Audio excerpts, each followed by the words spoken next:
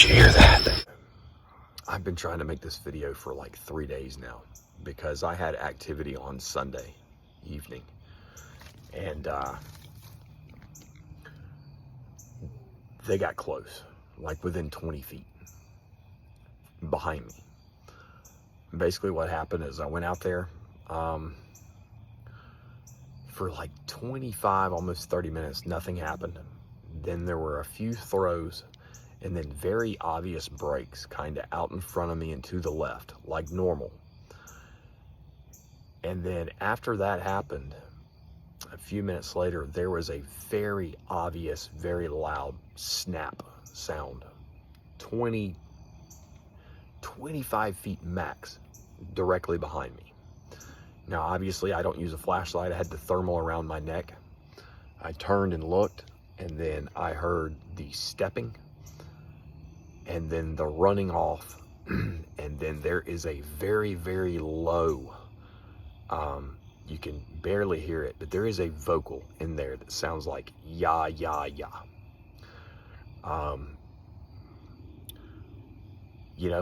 It's thrilling, but it also proves that I think it was a juvenile, to be honest with you. But just like last time, I know I kind of talked about the fact that I'm a little frustrated and that I can't get them on thermal. Look, it's really not that big of a surprise. They know what they're doing. They're skilled enough to get very close without making noise. That snap sound they made was very much intentional, I believe. They weren't trying to hurt me, but it does get frustrating. I've had a couple people ask, are your videos real? It's as real as it gets.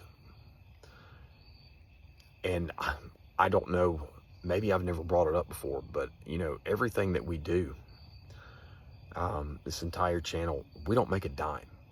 Whenever we were able to make money from YouTube advertisements, we did do that, because we knew we weren't getting money from like actual individuals. It was a multi-billion-dollar corporation. But even with that said, that was what, over 3 years ago? Me and Captain Joe have yet to file the tax paperwork to get paid by YouTube. We have not made a dime. The few t-shirts that I made and sold to friends and teammates and everything, didn't make a dime off of that.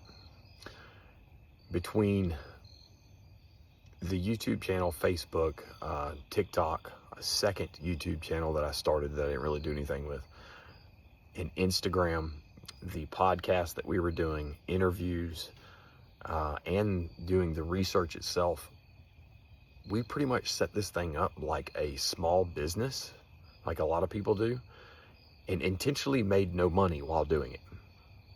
In the first 2 years, I actually made the mistake of, it's about 2.5 years.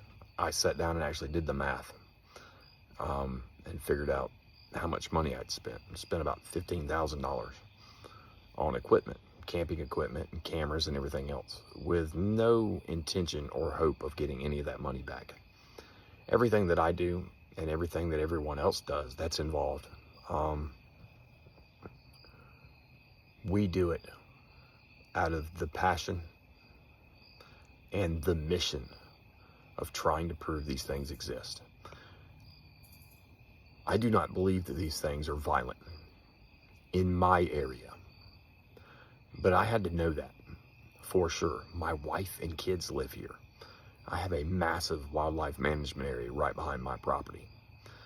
But if they're in my area, there are thousands of people around America that live in areas just like I do. And these things are right there on the border of our society. I don't know what they do out in Montana, Alaska. I had a guy comment the other day about asking if I was all right. And again, they asked if your videos are real. Are you being careful because their Native American lore says that they're, to stay away from them, that they're violent. That may be the case up there.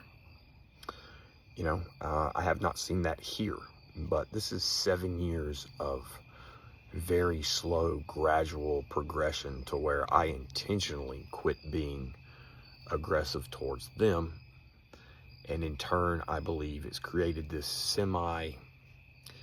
mini condition of a little bit of trust, if nothing else, with a little bit of interest. I don't even think they eat the things that I leave out. I leave eggs out. There's still eggs I left out there 2 weeks ago. I think they recognize that I am leaving stuff for them. I do think they're that smart. But I just wanted to make that point because of how close I am. And I want people to really know that I am doing this because science has let us down. Our institutions have let us down. These things are not new. They've been here for thousands of years, just like human beings. They didn't show up 20 years ago. So our government, the scientific community, all these things, all these people, the universities, the wildlife management people, the national parks, state parks, they've all been lying to us this whole time. So it's not just that, but I think it's just the most fascinating thing I've ever come across in my entire life. So that's why I do what I do. And that's why the people that go out in the field with me and the people that are on my team and involved, that's why we're doing this, just to simply, honest to God, to find the truth and to share the truth. All right, what you're about to see is me sitting here after I've already heard 2 breaks out that direction. And then I heard a very loud, close break back there somewhere. And then I hear like footsteps, like it's running off. So we're talking super close, like just off that little drop off or somewhere around there. I don't know which way it ran. I would imagine it probably went that way because it goes downhill drastically. But I mean, they got close, like right in here. All right, so I was sitting right there.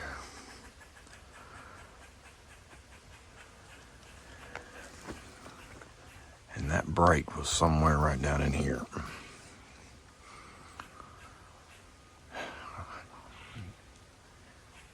And it sounded extremely close, but it's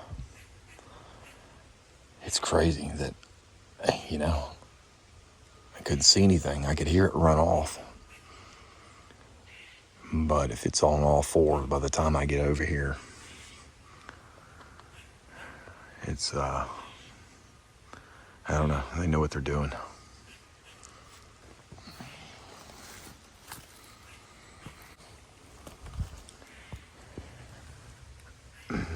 Anything they do right down that hill right there, below that rock,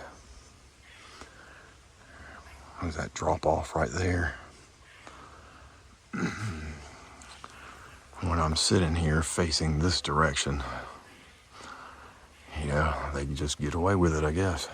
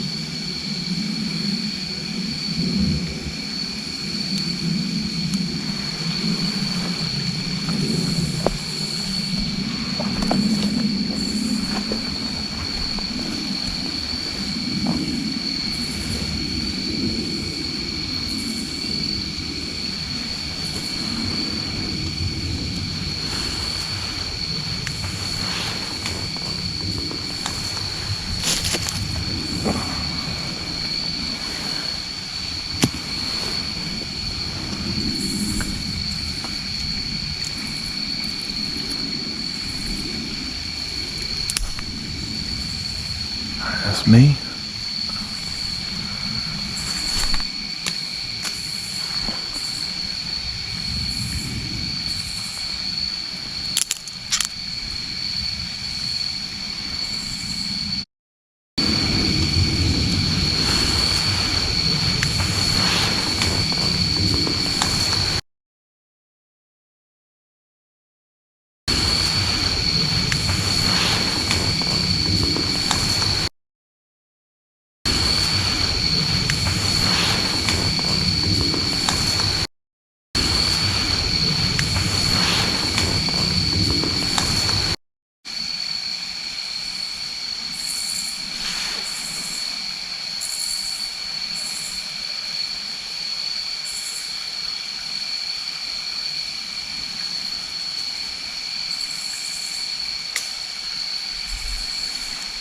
Hey, buddy.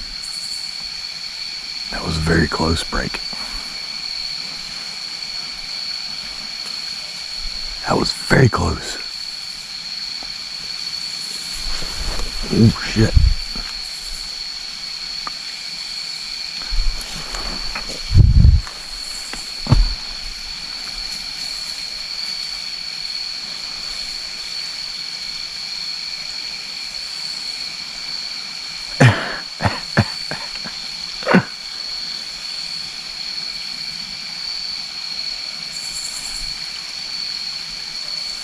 How'd you do that?